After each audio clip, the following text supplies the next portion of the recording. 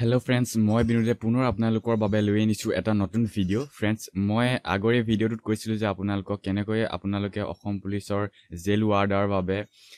Online apply কৰিব পাৰিব আৰু আজি মই আপোনালোকক প্ৰেক্টিকেল ভিডিও দিম কেনেকৈ আপুনি জেল ৱাৰ্ডাৰ পোষ্টৰ বাবে অনলাইন এপ্লিকেশনৰ ফৰ্ম ফিল আপ কৰিব পাৰিব বা অনলাইন এপ্লাই কৰিব পাৰিব। তাৰ বাবে আপোনালোকে আপোনালোকৰ মোবাইল বা কম্পিউটাৰ ব্ৰাউজাৰটো খুলক আৰু তাত আপোনালোকে টাইপ কৰিব www.assampolice.gov.in বা আপোনালোকে আমাৰ এই ভিডিওটোৰ ডেসক্ৰিপচনত এটা লিংক দিয়া আছে, সেই লিংকটো ক্লিক কৰি আপোনালোকে এই ৱেবছাইটটোলৈ আহিব পাৰে। আৰু এই ৱেবছাইটটোলৈ অহাৰ পাছত আপোনালোকে ক্লিক কৰিব লাগিব ৰিক্ৰুইটমেন্টত ক্লিক কৰাৰ পাছত আপোনালোকে অনলাইন এপ্লিকেশন ক্লিক কৰিব লাগিব আৰু অনলাইন এপ্লাইৰ বাবে লিংকটো খুলিব পাৰিব। আৰু আপোনালোকে তাৰ আগতে ইয়াৰ বিষয়ে বা এই পোষ্টৰ বিষয়ে আপোনালোকে যদি ভালদৰে তথ্য জানিব বিচাৰে তেনেহলে আপোনালোকে অফিচিয়েল এডভাৰটাইজমেন্টটো ইয়াত ক্লিক কৰি অফিচিয়েল এডভাৰটাইজমেন্টটো ডাউনলোড কৰি আপোনালোকে এই বিষয়ে ভালদৰে তথ্য লাভ কৰিব পাৰিব। এতিয়া আমি অনলাইন এপ্লাই যেহেতু কৰিম তাৰ বাবে আমি অনলাইন এপ্লিকেশনত ক্লিক কৰিম। অনলাইন এপ্লিকেশন ক্লিক কৰাৰ লগে লগে এই পেজটো খোল খাব আৰু এই পেজটো খোল খোৱাৰ লগে লগে আপোনালোকে ক্লিক হিয়াৰ টু এপ্লাই অনলাইনত ক্লিক কৰিব লাগিব। ক্লিক হিয়াৰ টু এপ্লাই অনলাইনত ক্লিক কৰাৰ লগে লগে আপোনালোক এই পেজটো দেখাব। অনলাইন এপ্লাই কৰাৰ আগতে মই আপোনালোকক কেইটামান কথা কৈ দিব বিচাৰিছো যে ইয়াত কেইটামান ডকুমেন্ট আপলোড কৰিব লাগিব। ইয়াত আপোনালোকে চাব পাৰে photograph must B upload in JPG, মানে ফটো ফৰমেটটো জেপিজি ফৰমেটত হ'ব লাগিব আৰু ইয়াত সাইজ দিয়া আছে ফটোখন যিখন আপোনাৰ পাছপোৰ্ট ফটো হ'ব সেইখনৰ সাইজটো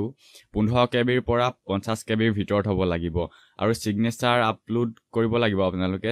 সিগনেচাৰটো হ'ব লাগিব জেপিজি ফৰমেট আৰু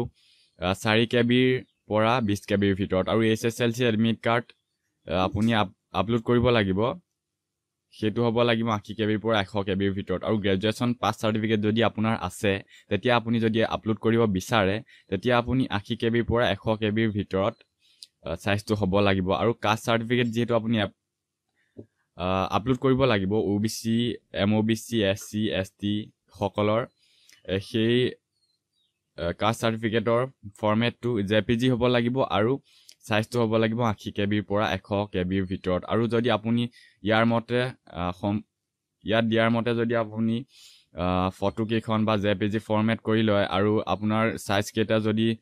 ইয়াত দিয়া মতে কৰি লয় তেতিয়া আপুনি ডকুমেন্ট আপলোড কৰোঁতে কোনো ধৰণৰ সমস্যাৰ সন্মুখীন হ'ব লগা নহয়। এতিয়া আহক আমি এপ্লাই আৰম্ভ কৰো। ইয়াত প্ৰথমতে আপুনি আপোনাৰ মোবাইল নাম্বাৰটো দিব লাগিব, যিটো নাম্বাৰ এতিয়া বৰ্তমান আপোনাৰ হাতত আছে আৰু ভৱিষ্যতে আপোনাৰ হাততে থাকিব। গতিকে ইয়াত আমি মোবাইল নাম্বাৰ দিব লাগিব। মই মোবাইল নাম্বাৰ দি দিছো।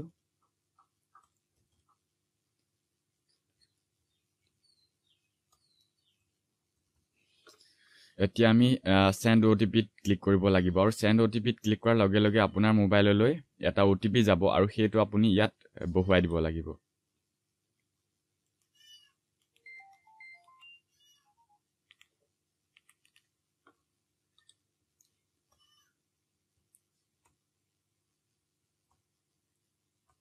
ওটিপিটো বহুৱাতে আপোনালোকে শুদ্ধকৈ বহুৱাব আৰু ওটিপিটো শুদ্ধকৈ বহুৱাৰ পাছত আপোনালোকে সাবমিটত ক্লিক কৰিব লাগিব।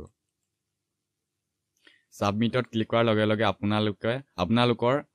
ফৰ্ম আপোনালোকৰ সন্মুখত দেখা পাব আৰু ইয়াত আপোনালোকে প্ৰথমতে পাৰ্সোনেল ডিটেইলছ দিব লাগিব। পাৰ্সোনেল ডিটেইলছ মানে হৈছে আপোনাৰ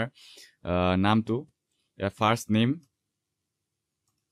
প্ৰথমতে ফাৰ্ষ্ট নেম দিব লাগিব। যদি আপোনাৰ মিডল নেম আছে তেতিয়া আপুনি মিডল নেম দিব পাৰে, যদি নাই আপুনি এটো এৰি দিব পাৰে আৰু লাষ্ট নেম দিব লাগিব। এটো দিয়াৰ পাছত আপোনালোকে ইয়াত দেখিবলৈ পাইছে ফাদাৰ্স নেম, ইয়াত ফাদাৰ নেম দেউতাৰ নাম দিব লাগিব।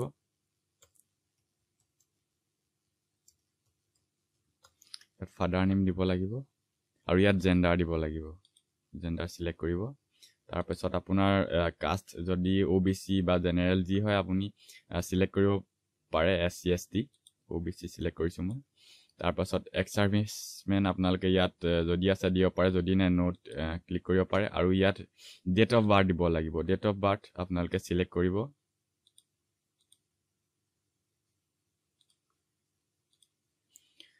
তাৰ পাছত ৰিলিজন দিব লাগিব, যদি আপোনাৰ ইমেইল আইডি আছে তেতিয়া দিব পাৰে আপুনি, মই দি দিছো।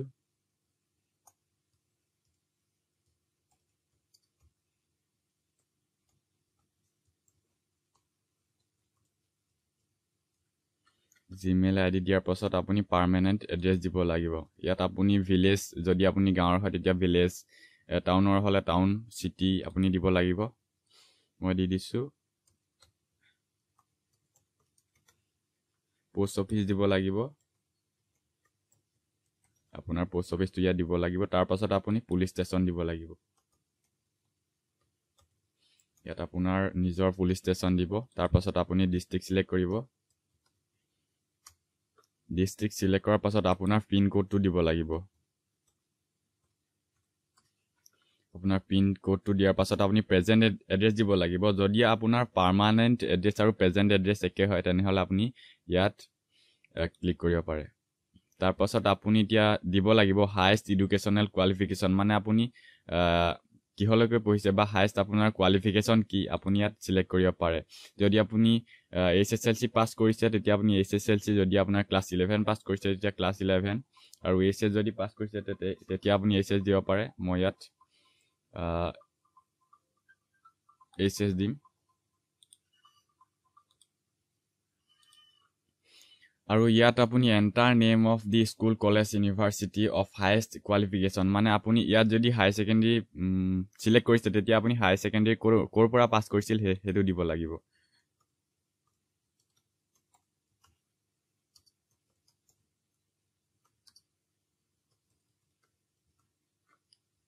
তাৰ পাছত আপুনি ডিপ্লোমা কোৰ্স যদি কিবা আপুনি ডিপ্লোমা কোৰ্স কৰিছে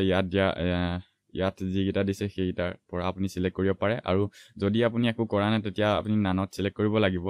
আৰু এনসিসি বি সাৰ্টিফিকেট যদি আপোনাৰ এনসিসি বি সাৰ্টিফিকেট আছে তেতিয়া আপুনি ইয়াত সিলেক্ট কৰিব পাৰে যদি নাই আপুনি নোট সিলেক্ট কৰিব পাৰে আৰু স্পৰ্টছ সাৰ্টিফিকেট কিবা যদি আপোনাৰ আছে ষ্টেট লেভেল হওক বা নেশনেল লেভেল হওক বা ইন্টাৰনেশনেল লেভেল হওক আপুনি ইয়াত সিলেক্ট কৰিব পাৰে যদি আপোনাৰ নাই তেতিয়া আপুনি নোট সিলেক্ট কৰিব পাৰে আৰু ইয়াত দিয়া আছে computer course in computer application বাকি কেইটাৰ দৰে একে যদি আপোনাৰ আছে তেতিয়া আপুনি ইয়াত সিলেক্ট কৰিব পাৰে যদি আপোনাৰ নাই তেতিয়া আপুনি নানত ক্লিক কৰিব পাৰে এতিয়া মই ইয়াত 1 ইয়াৰ দি দিছো আৰু আপোনাৰ যদি এনসিসি সি সাৰ্টিফিকেট আছে তেতিয়া আপুনি ইয়েছত সিলেক্ট কৰিব পাৰে আৰু যদি নাই আপুনি নোট সিলেক্ট কৰিব পাৰে আপুনি হোমগাৰ্ড আগৰ কেইটাৰ দৰে একে যদি আপোনাৰ কিবা ট্ৰেইনিং আছে তেতিয়া আপুনি সিলেক্ট কৰিব পাৰে যদি আপুনি নাই নানত সিলেক্ট কৰিব লাগিব এতিয়া হল যে ডকুমেন্ট এণ্ড ফটো আপলোড মই আগতে কৈ আহিছিলো যে ডকুমেন্টৰ সাইজ কিমান হ'ব লাগিব আৰু ফৰমেট কি হ'ব লাগিব যদি আপুনি আগত কৈ অহাৰ দৰে আপুনি কৰি থৈছে তেতিয়া আপুনি ডকুমেন্ট আপলোড কৰোতে কোনো ধৰণৰ সমস্যাৰ সন্মুখীন নহয় এতিয়া মই ইয়াত ডকুমেন্ট আপলোড কৰিম প্ৰথমতে আছে পাসপোৰ্ট আপলোড তাৰ পাছত আছে এজ প্ৰুফৰ কাৰণে এছএছএলসি এডমিট কাৰ্ড আপলোড কৰিব লাগিব তাৰ পাছত আপুনি কাষ্ট সাৰ্টিফিকেট আপলোড কৰিব লাগিব কাষ্ট সাৰ্টিফিকেট আপলোড কৰাৰ পাছত আপুনি সিগনেচাৰ আপলোড কৰিব লাগিব এতিয়া আপুনি সিগনেচাৰ আপলোড কৰি দিয়ক তাৰ পাছত আপুনি pass certificate of highest qualification মানে আপুনি যদি আপোনাৰ আপুনি গ্ৰেজুৱেচন পাস কৰিছে তেতিয়া আপুনি গ্ৰেজুৱেচন পাছৰ সাৰ্টিফিকেট আপলোড কৰিব পাৰে হাইয়েষ্ট যিটো আপোনাৰ কোৱালিফিকেশন হেতু আপলোড কৰিব পাৰে যদি আপোনাৰ 12 পাস তেতিয়া আপুনি 12 পাছৰ সাৰ্টিফিকেট আপলোড কৰিব পাৰে আপুনি হাইয়েষ্ট যিটো কোৱালিফিকেশন আছে আপোনাৰ হেতুৰ সাৰ্টিফিকেট আপুনি আপলোড কৰিব লাগিব তাৰ পাছত আপুনি প্ৰিভিউ এণ্ড সাবমিটত ক্লিক কৰিব লাগিব সকলোবোৰ হৈ যোৱাৰ পাছত এতিয়া আপুনি ৰিভিউ চাব পাৰে আপোনাৰ যদি কিবা ভুল হৈ আছে তেনেহলে আপুনি এবাৰ চাই ল'ব পাৰে যদি আপোনাৰ সববোৰ ভালদৰে আপুনি দিছে তেতিয়া আপুনি ফাইনেল সাবমিটত ক্লিক কৰিব পাৰে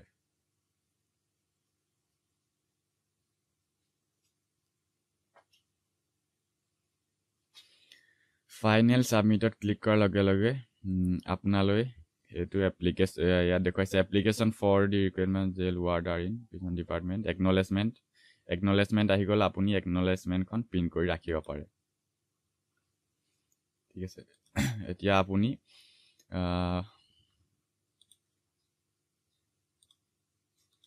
এতিয়া আপোনাৰ জেল ৱাৰ্ডাৰ অৰ্থাৎ আসাম পুলিচৰ যিটো পোষ্ট আছিল তাৰ বাবে আপোনাৰ online application form successfully upload form fill up হল আপুনি এই একনলেজমেন্টখন ভালদৰে প্ৰিন্ট কৰি ৰাখিব লাগিব যাতে আপোনাৰ ভৱিষ্যতে এডমিট উলিয়াওতে সুবিধা হয় আৰু ফ্ৰেন্ডছ যিমান পাৰে এই ভিডিঅ'ত শেয়াৰ কৰক যাতে যিসকলে পোষ্টৰ ওপৰত আগ্ৰহী বা এই পোষ্টত এপ্লাই কৰিব বিচাৰে সেই সকলে যাতে ভালদৰে এপ্লাই কৰিব পাৰে আৰু ফ্ৰেণ্ডছ যদি আপুনি কিবা বুজি পোৱা নাই তেনেহ'লে মোক কমেণ্ট কৰি সুধিব পাৰে আৰু ভৱিষ্যতে এনেকুৱা ধৰণৰ ভিডিঅ'বোৰ পাই থাকিবলৈ আমাৰ চেনেলটো ছাবস্ক্ৰাইব কৰিবলৈ নাপাহৰিব তেনেহ'লে আজিলৈ ইমানতে সামৰিছোঁ পুনৰ লগ পোৱাৰ আশাৰে জয় আই অসম